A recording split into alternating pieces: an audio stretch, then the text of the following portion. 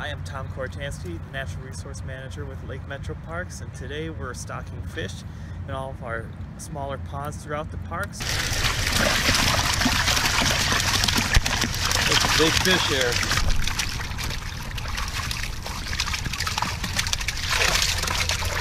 We're here at Concord Woods right now, where we just stocked 75 pounds of bass, 100 bluegill.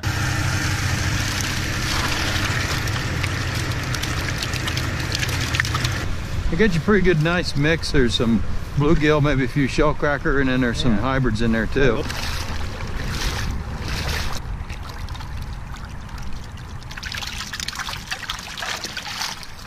It's a good day for some fishing, a nice day for stocking.